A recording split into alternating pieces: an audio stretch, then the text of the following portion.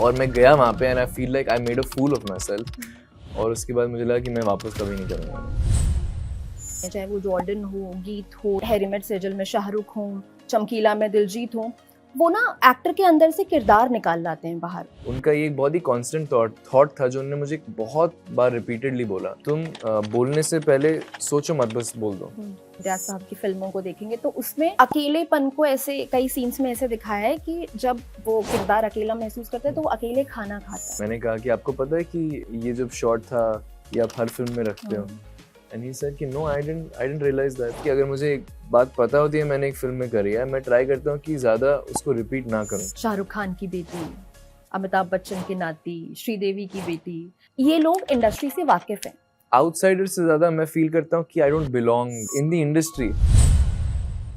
हाय, मैं हूँ गरिमा, आप देख रहे हैं कड़क। आज हमारे साथ स्टूडियो में है वेदांग रैना, उनकी नई फिल्म आ रही है मैं वापस आऊंगा। और किसी भी एक्टर के जो ड्रीम प्रोजेक्ट्स होते हैं ना, वो अपने करियर की शुरुआत में कर चुके हैं। जोया अख्तर के साथ करियर की शुरुआत की, उसके बाद वासन बाला के साथ जिगरा में काम किया और अब इम्तियाज अली साहब के साथ फिल्म में काम कर रहे हैं। हर एक्टर्स की जो बकेट लिस्ट होती है वो ऑलरेडी टिक करते चले जा रहे हैं। हम उनसे आज बातचीत करेंगे। बहुत बहुत स्वागत है। Thank you so much. एक ऐसी फिल्म जो बात करती है माइग्रेशन की, जो लोग अपना घर नहीं छोड़ के जाना चाहते लेकिन उन्हें अपना घर छोड़कर जाना पड़ता है।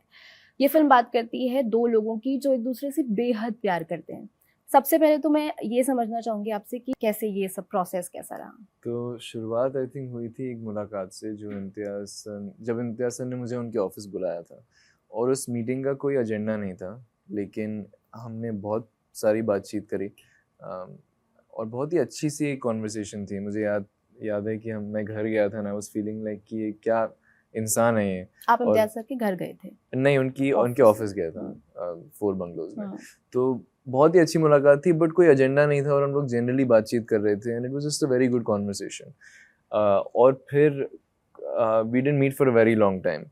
और ऐसे काफ़ी बार होता है कि डायरेक्टर या प्रोड्यूसर के साथ एक मीटिंग होती है, लेकिन उस मीटिंग का कोई एजेंडा नहीं होता है, लेकिन they just want to see you और गेज यू। और आई थिंक उसका मकसद ये होता है कि वो दिमाग में शायद कहीं रखें कि ये एक्टर भी है जो शायद कोई मेरी एक स्क्रिप्ट और कभी रोल कर सकता है।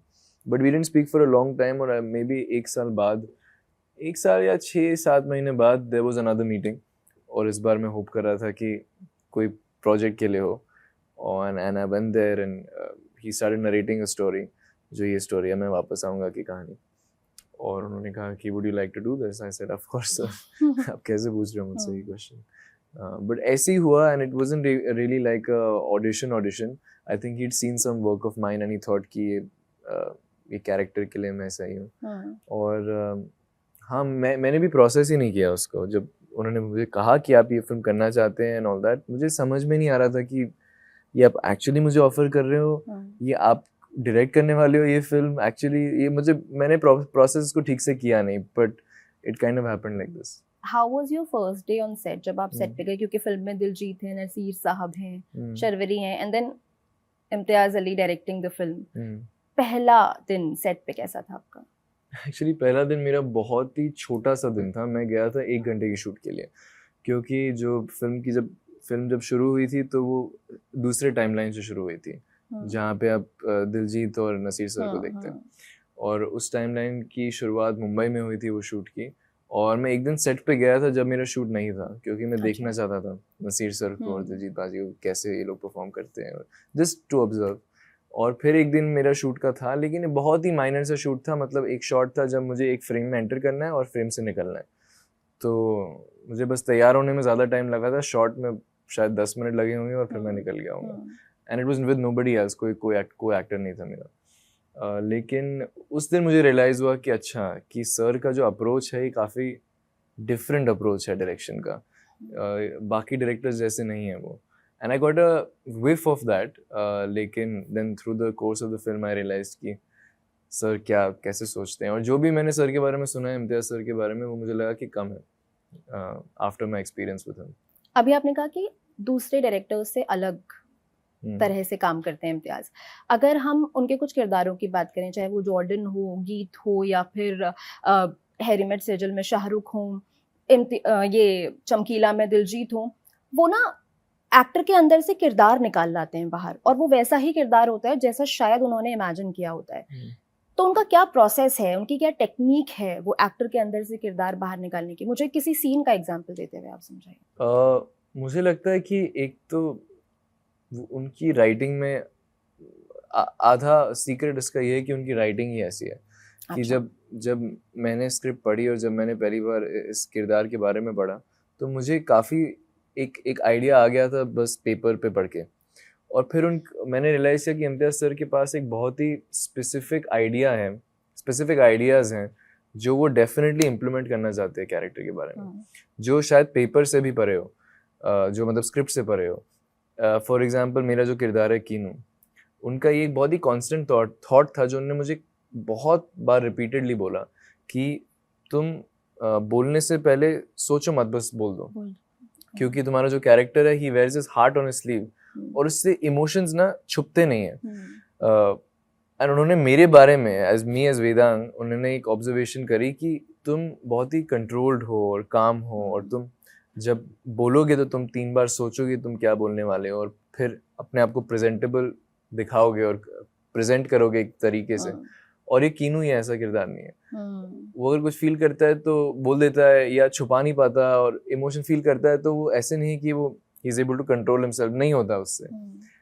इनोसेंस है वो, प्योरिटी है। तो ये ऐसा एक क्यों मुझे मिला जो मैंने अपने दिमाग में रखा 2-3 महीने शूट के पहले कि ये कैसे, मैं इसके बारे में कैसे सोचूं, ये मुझसे कितनी दूर है ये मेरी पर्सनैलिटी से। तो ऐसी चीज़ें थी। और सेट पे भी हमने एक्चुअली पहले 2-3 दिन हमने यही डिस्कवर किया कि कीनू कैसा होगा, और सर मुझे कॉन्स्टेंटली रिमाइंड करते रहते थे कि तुम इसके बारे में सोचो, उसके बारे में सोचो, and I think that's how it went. Okay, तो वेदांग को कीनू बनने में एक तो आपने ये बोला कि आप दिमाग में सोच रहे थे कि किरदार कैसा होगा, आपके को एक्टर्स की कितनी मेहनत लगी? क्योंकि मनोज बाजपेयी से मैं एक बार बात करी थी, वो बोल रहे थे कि ऐसा नहीं है कि मैं बहुत बढ़िया एक्टिंग कर दूंगा तो वो सीन बढ़िया हो जाएगा, मेरा जो को एक्टर है उसका भी उतना ही जरूरी है उस सीन में योगदान देना। तो कीनू को कीनू बनाने में सिर्फ वेदांग का तो कंट्रीब्यूशन नहीं होगा, को एक्टर्स का भी होगा। तो कहाँ से क्या क्या सीख मिली? मुझे लगता है कि मेरी जो अंडरस्टैंडिंग है एक्टिंग की, अभिनय की, वो भी यही है कि हम अगर आप और मैं सीन कर रहे हैं तो सीन हमारे बीच में यहाँ पे एग्जिस्ट होगा, ना इधर ना उधर। It's about give and take. और वो रिसीविंग में ही आधी एक्टिंग मुझे लगता है रिसीविंग में होती है। जैसे अगर मैं कोई एक्टर को देखता हूँ और उसकी कैपेबिलिटी को टेस्ट कर, मतलब कैपेबिलिटी देखना चाहता हूँ, तो मैं देखता हूँ कि वो डायलॉग जब बोल रहे हैं तब कैसे एक्टिंग नहीं कर रहे हैं, जब वो सुन रहे हैं तो कैसे एक्टिंग कर रहे हैं। जैसे अगर आपका मोनोलॉग है तो वो कैसे सुन रहे हैं, आपको कैसे मतलब कितनी गौर से आपको, हाँ एग्जैक्टली, वो रिएक्शंस। एंड वो रिएक्शंस तभी आते हैं, आप क्यूरेट नहीं कर सकते, आप डिसाइड नहीं कर सकते कि आप इस समय ये एक्सप्रेशन देंगे। आप जेन्युइनली बस आप सरेंडर कर जाएंगे। And the best part about this was that Imtiaz sir ने मेरी ये फीलिंग को बहुत वैलिडेट किया, क्योंकि उनकी भी अप्रोच में बस यही था कि just listen and be there, मतलब really be there for each other. एक दूसरे को सुनो, एक दूसरे को ऑब्जर्व करो, you know, notice every little tiny movement. And मुझे लगा कि ये approach really work for me and really work for us as a whole, क्योंकि जो जिया और मेरा, जो मैंने जिया के साथ शायद सबसे ज़्यादा सीन्स करे होंगे, एंड विद हर स्पेसिफिकली, कि मैं इतना अफेक्टेड हूँ, I am so consumed by her, I am so in love with this girl, कि वो जो भी करेंगी मैं उनको ऑब्जर्व करके देखूंगा और उनकी हर मूवमेंट से मुझे कुछ रिस्पॉन्स होगा मेरा, और मैं अफेक्ट होऊंगा। So absolutely, like you said, जो को एक्टर्स आपके होते हैं, दे bring out the best in you. In fact, they enhance your performance. And also, director plays an important role. Yeah, Imtiaz sir is always known for having female characters that really shine, and that really have, you know, they stand up for themselves. Yes. एक और खास बात होती है, मतलब अगर आप इम्तियाज साहब की फिल्मों को देखेंगे तो उसमें अकेलेपन को ऐसे कई सीन्स में ऐसे दिखाया है कि जब वो किरदार अकेला महसूस करता है तो वो अकेले खाना खाता है। आपका भी एक ऐसा शॉट है एक गाने में जिसमें आपका किरदार अकेले बैठ के खाना खा रहा है। तो क्या कभी इस तरह के सीन्स के बारे में इम्तियाज सर से बात हुई कि क्योंकि वो हमेशा कहते हैं कि अगर कोई इंसान अकेले खाना खा रहा है मतलब वो अपनी लाइफ में कितना अकेला है। तो क्या आपके लिए भी अकेलेपन की यही डेफिनेशन है? इस तरह के सीन्स के बारे में उनसे कभी बातचीत हुई? कैसे समझाया उन्होंने? तो ये इसकी काफी इंटरेस्टिंग कहानी है, और ये कहानी है कि ना मुझे पता था इसके बारे में। मैंने बहुत ही रिसेंटली वो रील्स देखे और वो वीडियोस देखे जहाँ पे बात करते हैं कि इम्तियाज सर की हर फिल्म में एक शॉट है जहाँ पे यू नो उनके जो लीड कैरेक्टर है खाना खा रहे हैं। और मुझे ये बात पता नहीं थी लकीली। ऑफ कोर्स मैंने उनकी सारी फिल्में देखी हैं, लेकिन ये स्पेसिफिक बात मैंने कभी नोटिस नहीं करी शायद, या ऐसे सोचा नहीं इसके बारे में इतनी गहराई से। और इम्तियाज़ सर को मैंने ये बात कही जब फिल्म एडिट हो चुकी थी। मैंने कहा कि आपको पता है कि ये जब शॉट था ये आप हर फिल्म में रखते हो? एंड ही सेड कि no, I didn't realise that. And I said really sir, ये काफ़ी आजकल बातें हो रही हैं इसकी। तो ही सेड अच्छा, मैंने इसके बारे में सोचा नहीं था। और इनफैक्ट नोइंग मी, मैं ये चीज़ करता हूँ कि अगर मुझे एक बात पता होती है मैंने एक फिल्म में करी है, मैं ट्राई करता हूँ कि ज़्यादा उसको रिपीट ना करूँ। तो मैंने बोला अच्छा सर, दैट इज़ गुड, लेकिन अब मैंने आपको ये बात बोल दी है तो ऐसे मत करना कि मेरी वजह से आप रिपीट ना करें, क्योंकि काफ़ी सारे फैंस हैं जो they will attack me for that. But anyways we discuss that ये हमारी फिल्म में भी ये सीन था, and I told him that I am glad कि मुझे नहीं पता था कि ऐसे this is the thing that you do in your film, क्योंकि मैंने उस शॉट को वैसे ही ट्रीट किया जैसे मैं कोई भी और शॉट को करता, और वो मोमेंट को वैसे ही ट्रीट किया उसी ऑनेस्टी से और ट्रूथफुलनेस से जिससे मैं कोई और भी सीन को ट्रीट करता। और इम्तियाज सर ने भी मुझे बहुत ही बेसिक से इंस्ट्रक्शन दिया था कि तुम खाना खा रहे हो और तुम, for me the focus was not eating that thing, my focus was the journey that the character has been on, और उसका स्टेट ऑफ माइंड क्या था। सो या मैंने I didn't think of it as a big moment, I didn't think of it as कि ये अच्छा अभी इम्तियाज सर का वो खाने वाला सीन मैं कर रहा हूँ। It was just what the shot for what it was, and it was good कि आपने शायद वो पहले कभी नोटिस नहीं किया, वरना वो शायद फिर वो रेप्लिकेट करने की कोशिश होती है, या दिमाग में कुछ पहले से सबकॉन्शियस में कुछ होता कि अच्छा ये वो वाला शॉट है, तो शायद मैं कुछ I would have treated it differently, even though I don't think so, लेकिन आई एम ग्लैड कि मुझे नहीं पता था। सिनेमा की अगर हम इसकी दुनिया की बात करें तो आपकी पहली फिल्म जोया अख्तर के साथ, लोगों की बकेट लिस्ट में होता है जोया अख्तर के साथ काम करना, आपका जो रेजी का किरदार था। अगर मैं इस जर्नी की बात करूं कि आपकी एक्टिंग जर्नी की शुरुआत कैसे हुई, कैसे उस फिल्म के लिए आपने ऑडिशन दिया, क्या था वो प्रोसेस, वो समय कैसा था वेदांग का? तो ये शायद कॉलेज की बात है, आई थिंक कॉलेज के सेकेंड ईयर में मैंने ऑडिशन करना स्टार्ट कर दिया था।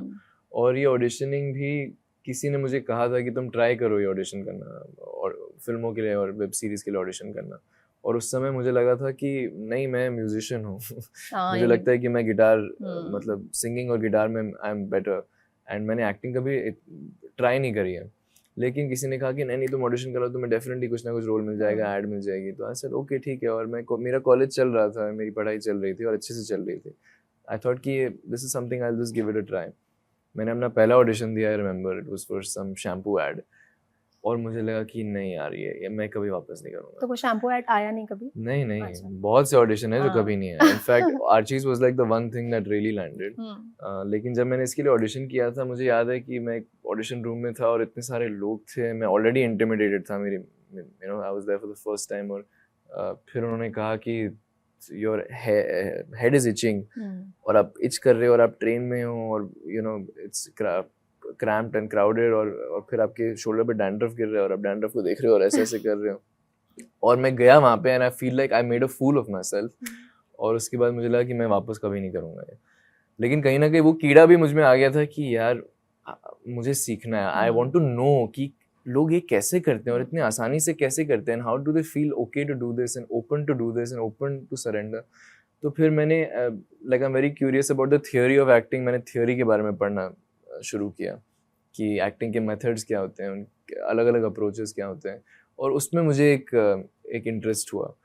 और ऐसे ही धीरे धीरे धीरे आई स्टार्टेड ऑडिशनिंग मोर, और ऑडिशन करते करते करते शायद 2-2.5 साल की बात है, और उस टाइम पे कोविड भी हो गया था, तो बहुत सारे सेल्फ टेस्ट होते थे, सेल्फ टेस्ट चालू हो गए थे। लेकिन Archies was kind of the first thing that landed. उससे पहले 2-3 चीज़ें हुई थी, लॉक, फिर बोला था रिलीज योर डेट्स, सॉरी ये you have to release your dates, is not happening. तो वैसे भी एक्सपीरियंसेस थे, लेकिन Archies was the first thing that really landed. और वो भी बहुत ही लंबा ऑडिशनिंग प्रोसेस था। अच्छा। आई थिंक दिसंबर ऑफ 2020 में मैंने अपना पहला ऑडिशन दिया था, और 2021 शायद जुलाई अगस्त में मुझे कहा था कि आप you're in for this role.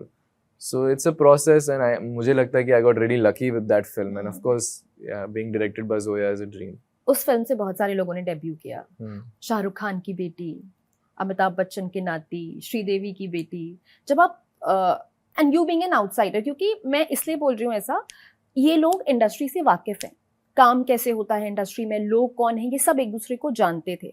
जब आप पहले दिन सेट पे गए या पहले दिन मुलाकात हुई इन सब से, तो वो एक्सपीरियंस कैसा था? और फिर वो बॉन्डिंग डेवलप होना और ये सब, वो कैसे हुआ?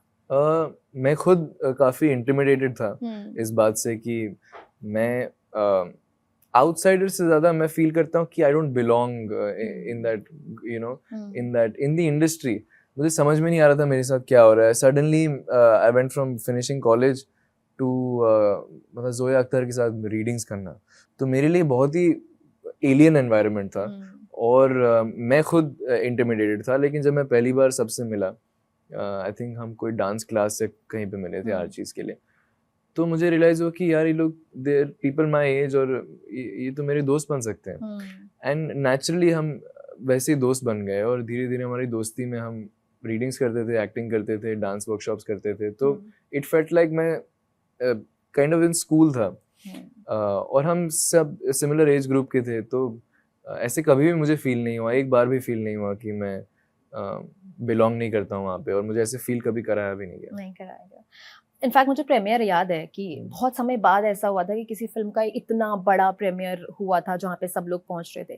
क्या क्या फीडबैक मिले and what was that one feedback that stayed with you and it is still with you? किसने क्या बोला फिल्म देख के, आपका काम देख के, एक्टिंग देख के? तो काफी लोग थे जो आए और उन्होंने काफी सारे कमेंट्स दिए जो मुझे हमेशा याद रहेंगे। और मेरे लिए भी पहली बार कभी था कि मैं कहीं पे गया और इतने सारे स्टार्स एक साथ एक कमरे में हों, और वो भी मैं जिस फिल्म का हिस्सा हूँ उस फिल्म की प्रीमियर के लिए, उस फिल्म को देखने आए हैं। I could not believe it. और मेरे लिए काफी डेज सा था वो पूरा दिन। मुझे समझ में नहीं आ रहा था मेरे साथ क्या हो रहा है और मैं बिलीव नहीं कर पा रहा था ये क्या हो रहा है। लेकिन आई थिंक ऋतिक सर ने एक बहुत ही अच्छा कॉम्प्लीमेंट दिया और मैं ऋतिक सर का बहुत बड़ा फैन हूँ। उन्होंने कुछ तो ऐसे कहा था कि तुमने डांस अच्छा किया। और मैं सोच रहा था आपने अगर कहा है कि मैंने डांस अच्छा किया तो that's the biggest complement for me. पर या it was a very special day, मैं कभी नहीं भूलूंगा। और आई थिंक इतना बड़ा प्रीमियर शायद ही कभी हो। वो बहुत मतलब उसके विजुअल्स ही इतने ग्रैंड थे और लंबे समय बाद इतना बड़ा कोई प्रीमियर हुआ था। Yes, now I come to Diljit, क्योंकि मैं आज ही सुबह उनका एक व्लॉग देख रही थी। वो किस तरीके से व्लॉग बनाते हैं, वो जितने फन और एंथुजियाज्म के साथ व्लॉग बनाते हैं। उनके किरदार आप देखो, चमकीला, और फिर इस फिल्म में किरदार एकदम फ्लिप, उनके असल व्लॉग से एकदम उलट किरदार वो निभाते हैं। कैसा रहा उनके साथ काम करने का आपका अनुभव, और how was he on sets? मैंने उनके साथ एक्चुअली काम नहीं किया। अच्छा, ये आपके साथ में दुर्भाग्य की बात है। हाँ, क्योंकि हमारे साथ में सीन्स नहीं थे और हमारे टाइमलाइंस जो थे वो अलग थे। तो मैं बस एक दिन गया सेट पे उनसे मिलने और बस उनको देखने, क्योंकि मैं उनका फैन हूँ। और बहुत ही अच्छी मुलाकात हुई हमारी और मैंने बस उनको देखा कि वो कैसे अप्रोच करते हैं अपनी एक्टिंग। लेकिन अनफॉर्चुनेटली हमने कभी काम नहीं किया एक साथ। लेकिन हाँ, जैसे आपने कहा कि उनकी एक पर्सनैलिटी होती है जो आप देखते हो रियलिटी में, या उनके कॉन्सर्ट्स पे या उनके इंस्टाग्राम पे जो अपने वो वीडियोस बनाते हैं। लेकिन you see him on screen and then you are like कि ये कौन से इंसान है, and how is he able to do that with so much honesty. पर यही एक्टिंग का मजा है।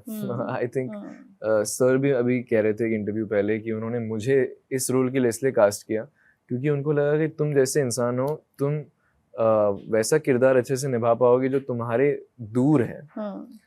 जो तुम नहीं हो तुम उससे बेटर निभा पाओगे, तुम वैसे इंसान हो। एंड आई थॉट कि मैंने ऐसे कभी सोचा नहीं, लेकिन वही मजा है एक्टिंग का। वही मजा है कि आप ऐसा किरदार या आप उस जगह जाओ अपनी जिंदगी में जहाँ पे आप कभी गए नहीं हो पहले, उसमें ही मजा है। I'll come to आलिया, क्योंकि हम सब जानते हैं वो कितनी कमाल की एक्ट्रेस हैं। आपने उनके साथ काम किया, from student of the year, highway, Gangubai, उन्होंने जिस तरह के किरदार निभाए हैं, जिस तरह की रेंज रही है उनकी, हम सब जानते हैं उनकी एक्टिंग के बारे में। आपकी फिल्म का कोई ऐसा पर्टिकुलर सीन था जब आपको शूट करते समय लगा हो कि हाँ भाई ये क्या कमाल की एक्ट्रेस है?